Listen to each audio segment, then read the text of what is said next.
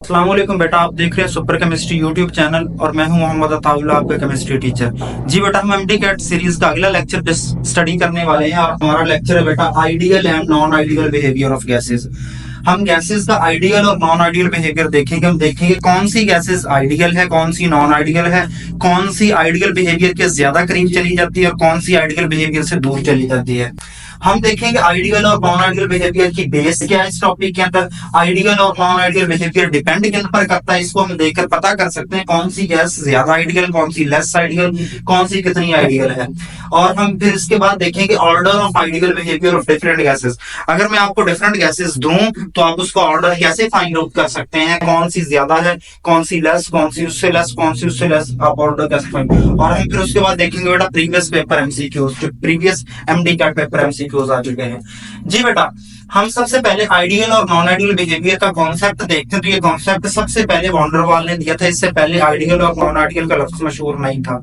इसने गैसेस को आकर दो टर्म्स बेटा इसने फाइंड आउट की, आइडियल गैस क्या होती है, नॉन आइडियल गैस क्या होती है, सबसे पहले इसने दिया था बेटा। फिर बेस क्या है बेटा, आइडियल गैसेस की आइडियल बिहेवियर की आइडियलिटी की बेस क्या है बेटा, केएमटी का वो पोस्टुलेट जो हमने गलत साबित किया था।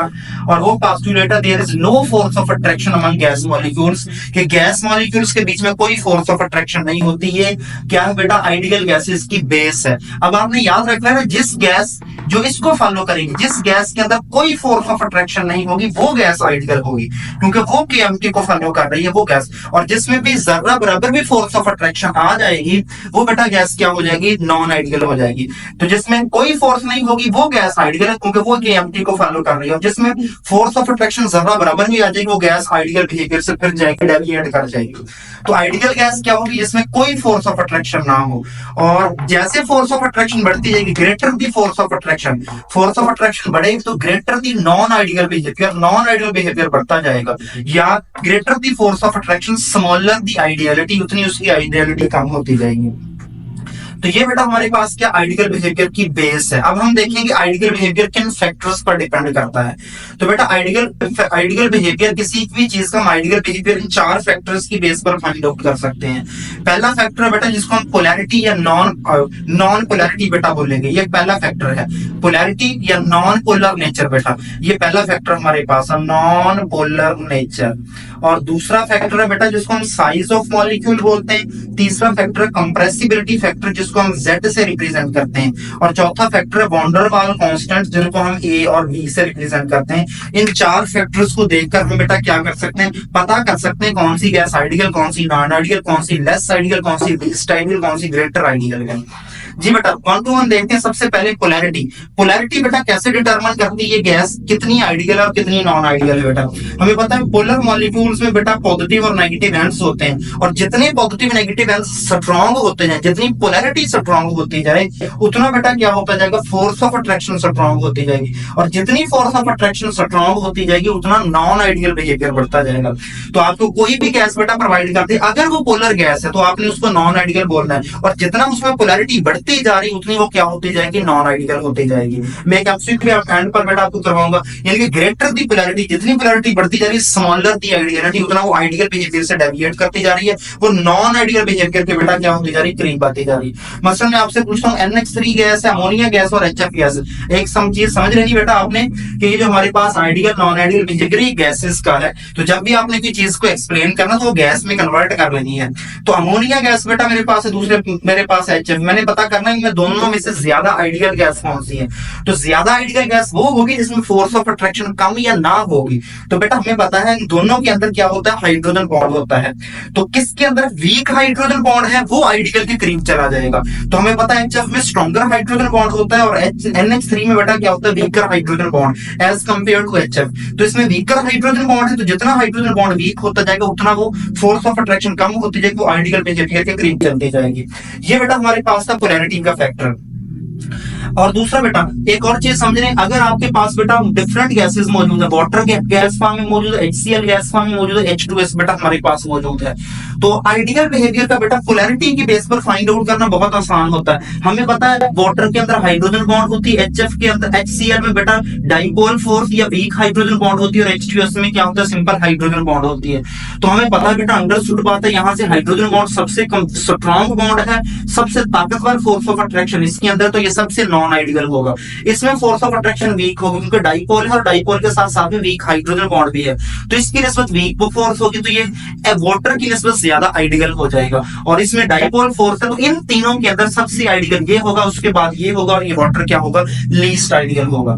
उसके बाद हम देखते हैं बेटा size of molecule. Size of molecule बेटा ये पोलैरिटी को कैसे इफेक्ट करता है बेटा। अच्छा यहाँ पर मैंने पोलर मॉलिक्यूल एक्सप्लेन की है। पोलर मॉलिक्यूल में बेटा क्या था, पोलर मॉलिक्यूल में हमें पता है डिफरेंट टाइप्स की फोर्स पाई जाती है। पोलर मॉलिक्यूल में डाइपोल डाइपोल हो सकती है, आयन डाइपोल हो सकती है, उसके बाद बेटा hydrogen bond dipole dipole force हो सकती है, आयन डाइपोल फोर्स होती है, डाइपोल इंड्यूस्ड डाइपोल फोर्स हो सकती है, और इनकी बेटा आपको स्ट्रेंथ भी पता है। तो उस बेस पर हम पोलर मॉलिक्यूल को तो इजीली फाइंड आउट कर सकते हैं कौन सा ज्यादा आइडियल, कौन सा लेस आइडियल, कौन सा लीस्ट आइडियल।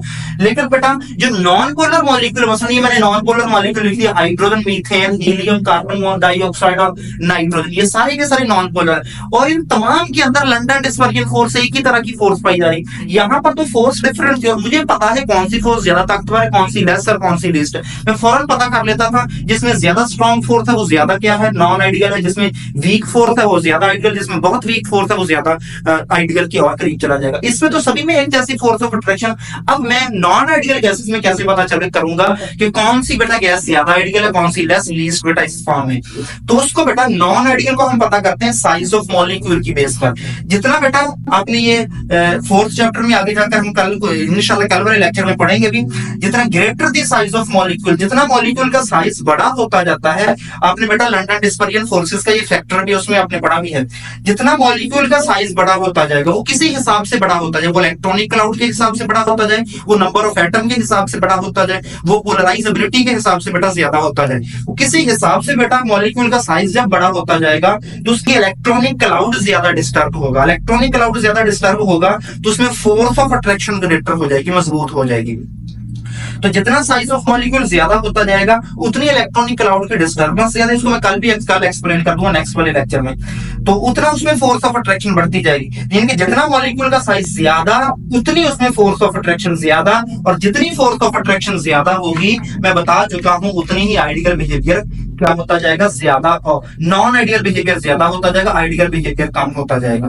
तो अगर वो आपको मसलन इन्हीं मॉलिक्यूल्स में देख लें तो इन मॉलिक्यूल का आपने आइडियल बिहेवियर फाइंड आउट करना, या ऑर्डर फाइंड आउट करना है कौन सा सबसे ज्यादा आइडियल है, कौन सा लेस, कौन सा लीस्ट है। तो आप बेटा कैसे पता करेंगे, जिसका साइज सबसे छोटा होगा, जिसका साइज, मैं वेट की बात नहीं कर रहा, वेट से करेंगे तो गलत हो जाएगा, ठीक है, मैं साइज की बात कर रहा हूं, जिसका साइज जितना ज्यादा होगा उतना आपने उसको नॉन आइडियल में ठोक देना है, और जितना उसका साइज बेटा क्या होगा, कम होगा, जितना साइज उसका छोटा करते जाएंगे उतनी उसकी इलेक्ट्रॉनिक क्लाउड डिस्टर्ब कम होगा, उतना फोर्स ऑफ अट्रैक्शन कम होगी, और उतना बेटा वो क्या होते जाएगा, आइडियल।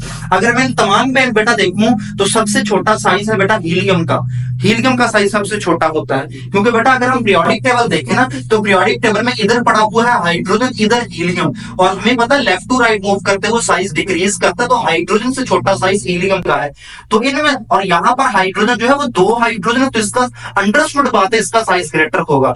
तो इनमें सबसे छोटा साइज बेटा हमारे पास है हीलियम का, तो ये सबसे ज्यादा आइडियल होगी, तो इसमें छोटा साइज होने की वजह से फोर्स ऑफ अट्रैक्शन कम बनेगी। फिर उसके बाद साइज आ गया हाइड्रोजन का, हाइड्रोजन के बाद साइज बेटा आ गया कार्बन, कार्बन के साथ 4 हाइड्रोजन है, और यहाँ पर कार्बन के साथ 2 ऑक्सीजन है। अब हमें पता है यहाँ पर कार्बन के साथ 4 हाइड्रोजन, हाइड्रोजन का साइज छोटा होता है तो ओवरऑल इसका साइज भी छोटा होगा, तो ये बेटा ज्यादा आइडियल हो जाएगी as compare to carbon dioxide. क्यों? क्योंकि कार्बन डाइऑक्साइड में कार्बन के साथ 2 बल्कि ऑक्सीजन जुड़े हुए हैं, ऑक्सीजन का साइज बड़ा होता है, तो ये बेटा क्या होता जाएगा, अगर मैं इसका ऑर्डर निकालूं तो सबसे ज्यादा बेटा आइडियल बनेगी हीलियम, उसके बाद बनेगी हाइड्रोजन, उसके बाद बेटा हमारे पास बनेगी CH4 मीथेन, मीथेन के बाद बाद बेटा यहाँ पर देखिए नाइट्रोजन बनेगी, नाइट्रोजन, और नाइट्रोजन के बाद बेटा हमारे पास बनेगी कार्बन डाइऑक्साइड, क्योंकि कार्बन डाइऑक्साइड से भी छोटा साइज नाइट्रोजन का है।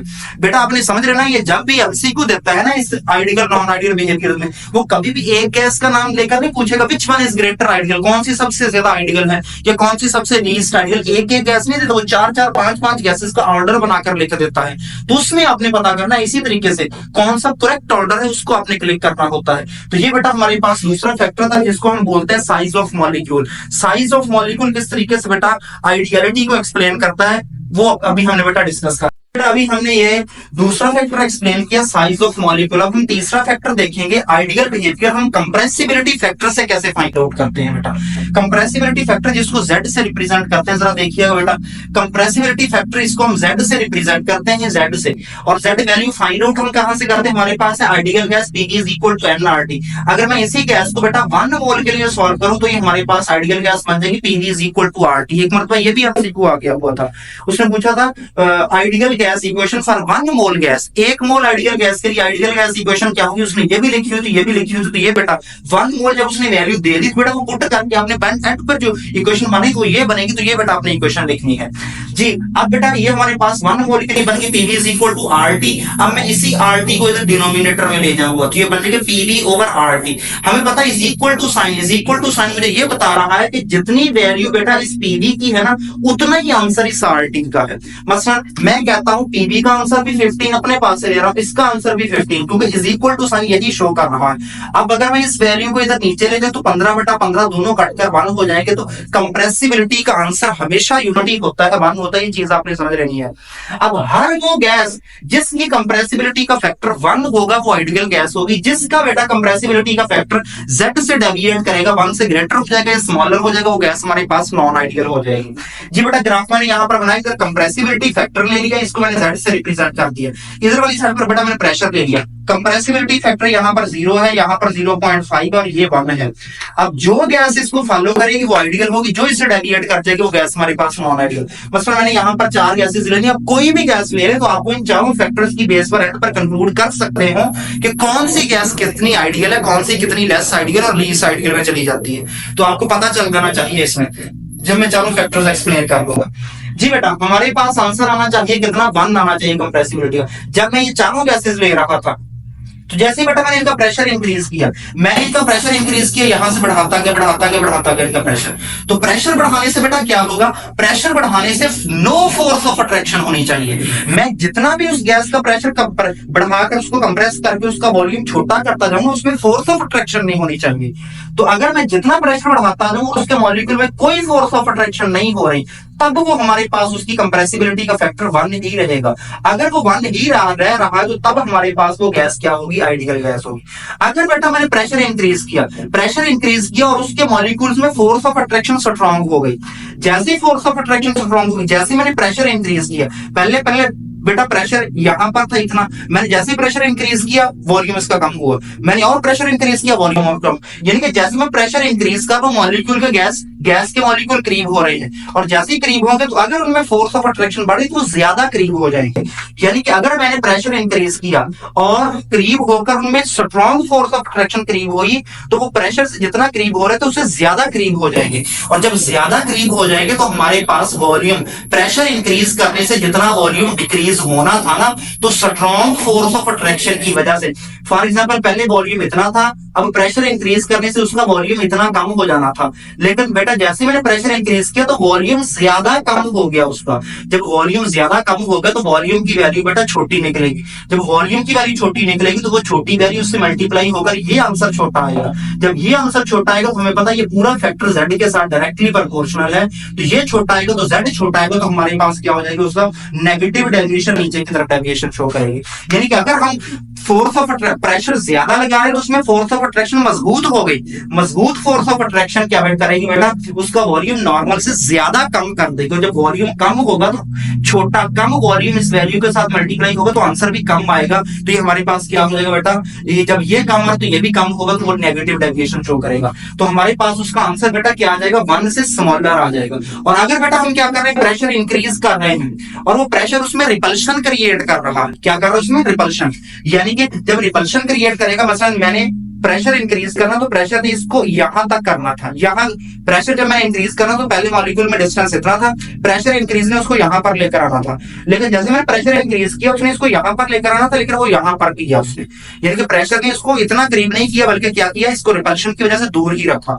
जब हमारे पास बेटा उसने इसको दूर रखा तो वॉल्यूम ज्यादा होगा। उसने प्रेशर इंक्रीज करने ने वॉल्यूम इतना कम करना था, लेकिन इतना कम नहीं किया, वॉल्यूम ज्यादा किया उसने। जब वॉल्यूम ज्यादा किया तो ज्यादा वॉल्यूम की वैल्यू से मल्टीप्लाई होगी तो ये पूरा फैक्टर ज्यादा आएगा। जब ज्यादा आएगा तो z की वैल्यू ज्यादा हो जाएगी, और जब z की वैल्यू ज्यादा होगी तो हमारे पास पॉजिटिव डेविएशन शो हो जाएगी। तो जो सिर्फ पॉजिटिव डेविएशन शो कर रहे हैं तो उसमें हमेशा रिपल्शन होती है। जो पहले नेगेटिव फिर पॉजिटिव, इसका मतलब पहले उसमें अट्रैक्शन होती है फिर रिपल्शन होना शुरू हो जाती है। तो जितना बेटा हमारे पास कंप्रेसिबिलिटी की वैल्यू 1 होगी वो आइडियल, 1 से डेविएट करे कम या ज्यादा हो जाए वो गैस क्या हो जाएगी, नॉन आइडियल बिहेवियर की तरफ चली जाएगी। जितना वो z ज्यादा बड़ा होता जाएगा उतनी गैस नॉन आइडियल होती जाएगी, ये बात हमने समझ लेना है। और जितना z की वैल्यू कम होती जाएगी उतनी वो बेटा क्या होती जाएगी, यानी 1 आती जाएगी, 1 के करीब होती जाएगी, उतना वो आइडियल के करीब आती जाएगी।